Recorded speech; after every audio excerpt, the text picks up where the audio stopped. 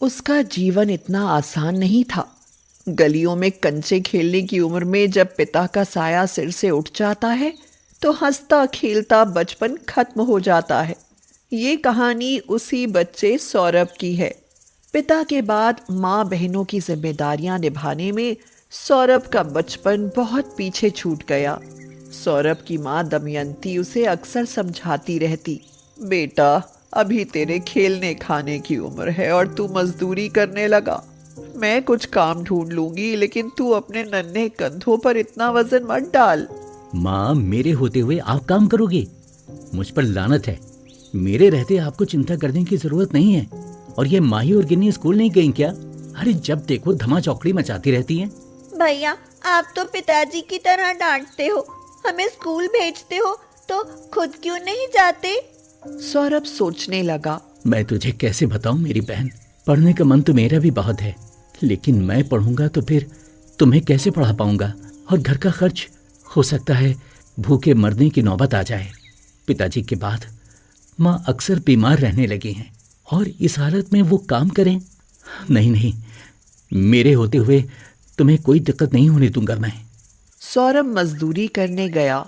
वहां का मालिक बोला, ओ लड़के, जल्दी हाथ चला।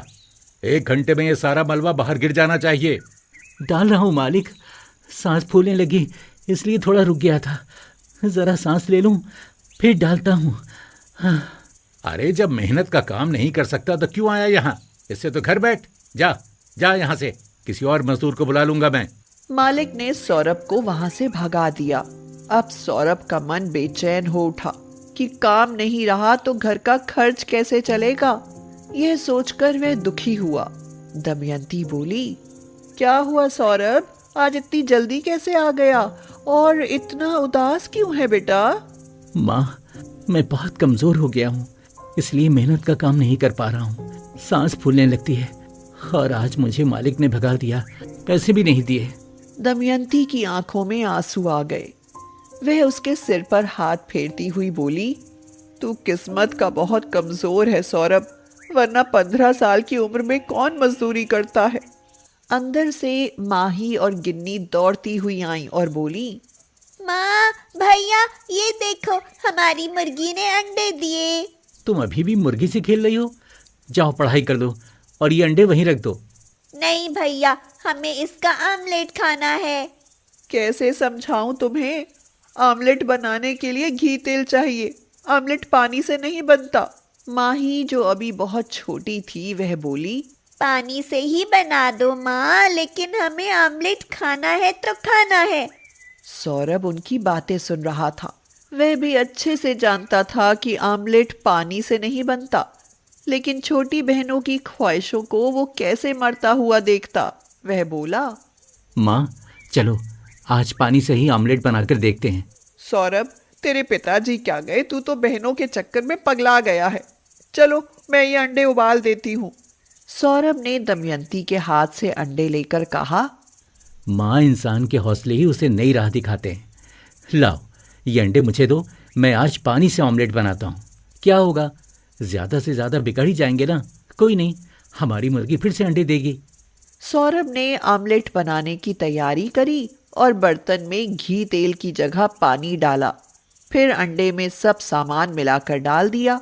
उसके बाद जो परिणाम मिला वो आश्चर्यजनक था। आमलेट तो बनने लगा, मगर वह बर्तन में चिपक गया। उसे छुड़ाने के लिए सौरभ ने थोड़ा सा पानी और डाला। उसने देखा कि पानी डालने से आमलेट आसानी से छूट गया। आमलेट बिल्कुल तैयार था। सौरभ खुशी से फूला नहीं समाया और बोला, माँ माँ माँ, देखो ऑमलेट बन गया। देखो माँ, कितना बढ़िया ऑमलेट बना है। देखने में बिल्कुल नहीं लग रहा कि यह पानी से बना है। दमयंती भी उसे हैरानी से देखती रही। तभी बाहर से पड़ोसी केशव चिल्लाता हुआ आया और बोला, अरे भाभी, जब मुर्गी पालने का शौक है तो इसे घर में बंद करके रखो ना। ये हमारे घर में घुस जाती है और बच्चे डर के मारे चीखने लगते हैं। भाई साहब, नाराज क्यों होते हो? वैसे तो बंद रखते हैं, पर माही अभी छोटी है, वह इसे बाहर निकाल कर खेलने लगती है। चाचा, आप सारी बातें छोड़िए, आइए मैं आपको पानी वाला ऑमलेट खिलाता हूँ। देखिए तबीयत खुश हो जाएगी आपकी। केशव ने हैरानी से पूछा। हैं? अरे क्या कह रहा है? पानी वाला ऑमलेट? अरे ये कैसा ऑमलेट है भाई, हमने तो पहली बार सुना है। चाचा मैंने इसे घी तेल से नहीं बल्कि पानी से बनाया है। ऐसा हो ही नहीं सकता, तुम झूठ बोल रहे हो। रुको जरा मैं बाहर किसी और को दिखाता हूँ। अरे वो काका, यहाँ आना। अरे मोहन जरा इधर तो आओ। अरे फुलवा कहाँ जा रही है, जरा यहाँ तो सुन। आओ सब देखो, ये ऑमलेट बिना घी तेल के बनाया है। बड़ी अकड़ से बोल रहा है कि ये मैंने पानी से बनाया है। सबने मना कर दिया कि ऐसा हो ही नहीं सकता, आमलेट पानी से बन ही नहीं सकता। अच्छा तो एक काम कर, हम शर्त लगाते हैं कि अगर तूने पूरे गांव के सामने पानी से ऑमलेट बना दिया तो मैं तुझे 10,000 रुपये दूंगा, और अगर नहीं बन पाया तो तुझे देने पड़ेंगे। और हाँ, अंडे और सामान हमारा होगा। क्या पता तू कोई चालाकी कर दे। ठीक है चाचा। सौरभ ने शर्त लगा ली, लेकिन दमयंती डर गई। वह बोली, ये क्या करने जा रहा है सौरभ? इस बार बन गया, अगर दूसरी बार नहीं बना तो? माँ मुझ पर भरोसा रखो, पिताजी का आशीर्वाद रहा तो मैं 10,000 जीत जाऊंगा और फिर पानी वाला ऑमलेट बनाने का काम शुरू करूंगा। आओ भाइयों देखो, दमयंती का लड़का एक जादू दिखाने वाला है। ये घी या तेल से नहीं बल्कि पानी से ऑमलेट बनाएगा, और नहीं बना पाया तो इस पर यहीं आप सबके जूते लगने चाहिए। सब लोग ये सुनकर जोर जोर से हंसने लगे। उनकी बात सुनकर सौरभ का उत्साह बढ़ता ही जा रहा था। उसने उसी तरीके से फटाफट आमलेट बना दिया। सबकी आंखें फटी रह गईं। दमयंती ने ताली बजाई। देखते ही देखते गांव के सभी लोग ताली बजाने लगे। आमलेट देखकर केशव का चेहरा उतर गया। बात सम्मान की थी। गांव के सामने उसने चैलेंज किया था तो पैसे तो देने ही पड़ते। केशव ने सौरभ को 10,000 रुपए दे दिए। सौरभ बहुत खुश हुआ और अपनी माँ से बोला, माँ मेरे एक प्रयास से आज गांव भर में मेरे लिए ताली बजी है। अब देखना मैं इन पैसों से अपना काम शुरू करूंगा। अगले दिन सौरभ ने उन पैसों से आमलेट बनाने का सामान खरीदा और एक ठेले पर पानी वाला आमलेट बनाना शुरू कर दिया। आइए आइए आइए खाइए दुनिया से निराला ऑमलेट पानी वाला।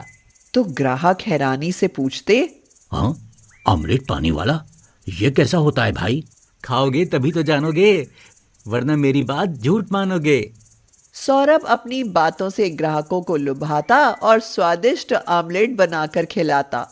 इसी तरह 1 साल बीत गया। सौरभ वहां का मशहूर पानी वाला आमलेट बनाने वाला बन गया। दूर दूर तक उसकी आमलेट की चर्चा होने लगी। अब उसका सपना था कि इस ठेले को वह एक दुकान का रूप दे। उसकी कड़ी मेहनत से उसके पास होटलों से भी आमलेट बनाने का प्रस्ताव आने लगा, मगर वह अपने काम को सिर्फ अपना बनाकर ही रखना चाहता था। इस काम ने ही तो उसे पहचान, पैसा और इज्जत दी, फिर वह दूसरों के लिए काम क्यों करे? सौरभ ने अपनी एक बड़ी सी दुकान खोली। सौरभ, मुझे तुझ पर नाज है, लेकिन इस बात का दुख है कि तू जिम्मेदारियों में घिरकर पढ़ नहीं पाया। तो सौरभ हंसते हुए बोला, माँ दुखी होने की जरूरत नहीं।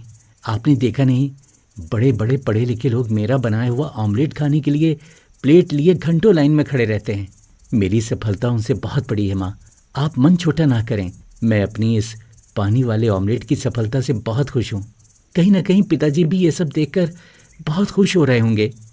दमयंती ने हाथ जोड़ते हुए कहा, सुन रहे हो जी, जहाँ कहीं भी हो मेरे बच्चे पर सदा अपनी नज़र बनाए रखना, ताकि उसकी सफलता दिनों दिन बढ़ती रहे।